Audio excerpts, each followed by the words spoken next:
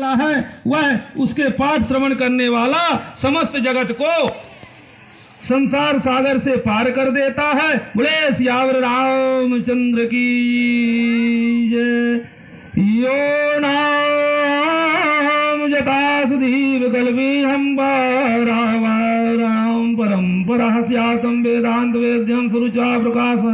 जो नाम तथा जाति आदि विकल्पों से रहित कार्य करने पर सर्वोत्कृष्ट वेदांत शास्त्र के द्वारा जाने योग्य हो, साक्षात श्री रामायण के अनुसार शीलन से भी उसी की प्राप्ति होती है। ऊर्जे वाघ्रे सिते पक्षे चैत्रे चाद्विज सत्मः नवः खलु श्रोतव्यम रामायण कथामृतम्। हे विप्रवरों, हे ब्राह्मणों, कार्तिक माघ और चैत्र मास के शुक्ल पक्षों में 9 दिनों में श्री रामायण की अमृतमयी कथा का श्रवण कर। माने ये कथा के विधान बता रहे हैं कि का कैसा विधान है कि कथा का कैसा श्रवण कींजा उखर नियमानुसार। इत्येव शृणुयाद्यस्तु श्री रामचंद्रितं शुभम सर्वान् काममाप्नोति परत्रामोद जान। जो इस प्रकार श्री रामचंद्र जी के मंगलमय चरित्र का श्रवण करता है वह इस लोक और परलोक दोनों में अपनी समस्त उत्तम कामनाओं को प्राप्त कर लेता है। कहने का मतलब इस काव्य में भगवान के गुणानुवादों में इतनी ताकत है कि जो इनके गुणगान का श्रवण करेगा वो इस लोक और परलोक दोनों में ही उत्तम फल प्राप्त कर लेता है। चैत्रे माघे कार्तिके चाशिते पक्षे जवाजेत नवात महापुण्यम श्रोतव्यम चाओ प्रयत्नतः रामायण मादिकाव्यम स्वर्ग मोक्ष प्रदायकम तस्मात् घोरे कलियुग सर्वधर्म बहिष्कृते नव विद्यान श्रोतव्यम रामायणम कथा। रामायण आदि काव्य यह स्वर्ग और मोक्ष देने वाला है। इसकी यह विशेषता है कि ये स्वर्ग और मोक्ष दोनों प्रदान करता है। धर्मों से रहित घोर कलियुग आने पर भी 9 दिनों में रामायण की अमृतमयी कथा को श्रवण करना चाहिए। कितना कलियुग आ जाए, कितना कुछ बढ़ जाए, पाप बढ़ जाए, लेकिन इस कथा का इतना बड़ा महत्व है कि इसका श्रवण करना चाहिए। राम नाम पराय तु घोरे कलियुगे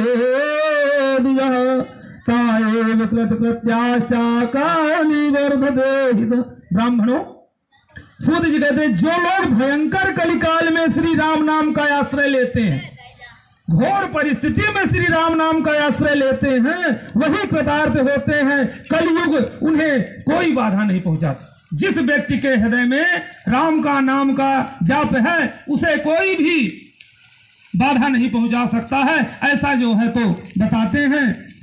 कथा रामायणस्यापि नित्यं भवति यद्गृहे तद्गृहं तीर्थरूपं हि दुष्टानां पाप। जिस घर में प्रतिदिन, और कहते हैं कि सुनो ब्राह्मणों, जिस घर में प्रतिदिन रामायण की कथा होती हो वह तीर्थ रूप हो जाता।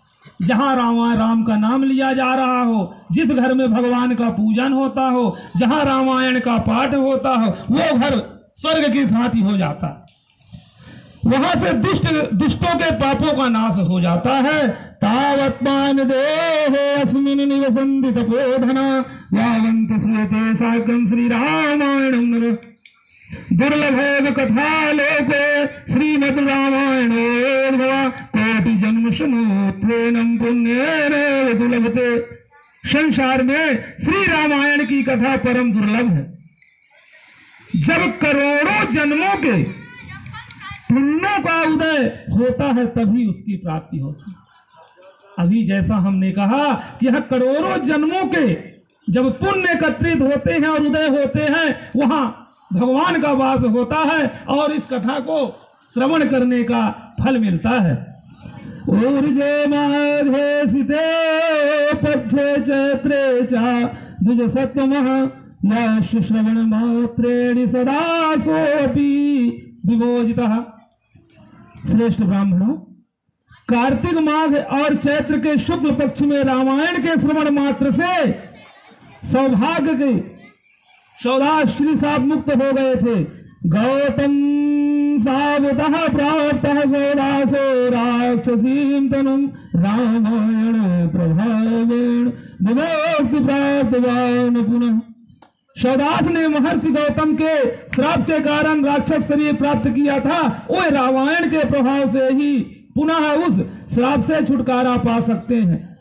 यथेवेक्षणवत् भक्त्या राम भक्ति परायणः सामुच्यते महापाप पुरुषः पातकादिवि।